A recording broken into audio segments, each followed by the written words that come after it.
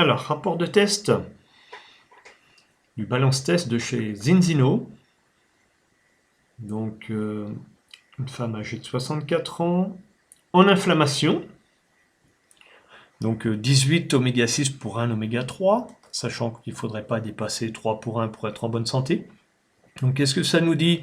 On voit qu'il n'y a pas de protection, c'est-à-dire que la défense immunitaire est très basse en cas de problème de santé, on aurait du mal à se défendre.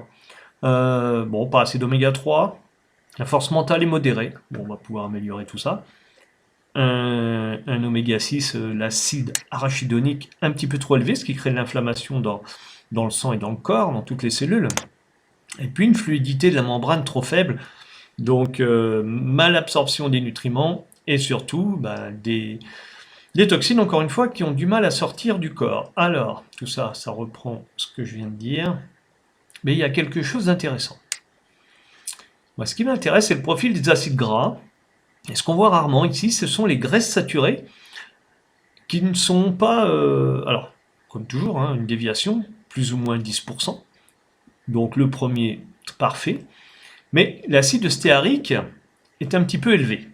On est à 16%, donc on est au-delà des 10% qu'on peut tolérer. Alors, il faut savoir que ça, c'est une graisse, un acide gras que l'on trouve dans les graisses, en général dans les graisses animales.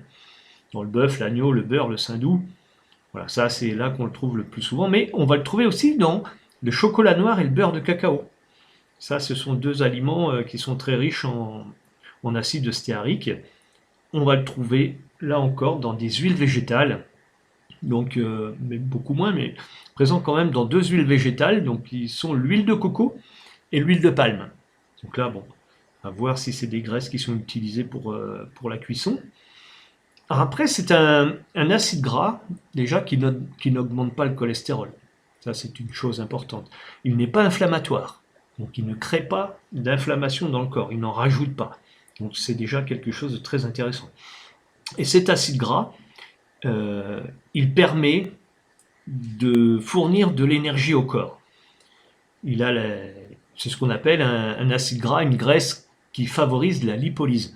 Donc elle va fabriquer la transformation de l'ensemble des graisses en énergie. Ça va casser les molécules et ça va fournir de l'énergie à nos mitochondries. Donc ça, c'est quelque chose d'intéressant. Donc faut pas s'inquiéter quand il y a un excès d'acide stéarique. C'est rare, mais c'est pas inquiétant. Les oméga 9, on voit que c'est bon, hein, on est à 0,9% d'excès. Donc on est à moins de 10, il n'y a pas de problème. Les oméga 6, donc là on voit qu'il y en a un dont il y a un gros manque. L'acide gamma-linolénique, donc là moins 45%. Il va falloir corriger deux ou trois petites choses.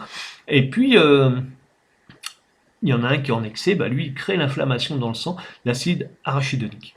En ce qui concerne les oméga 3, donc qui eux sont anti-inflammatoires, ceux de source végétale, parfait. Par contre, en ce qui concerne l'EPA, l'EDPA et le DHA, qu'on va trouver dans les produits, notamment dans les poissons gras de mer froide, et là il y a des grosses carences, notamment le PA, là ce qui nous embête, moins 82%, donc ça concerne la sphère cardiovasculaire. Donc là il va falloir effectivement réagir, il va falloir corriger des choses, bon, à voir.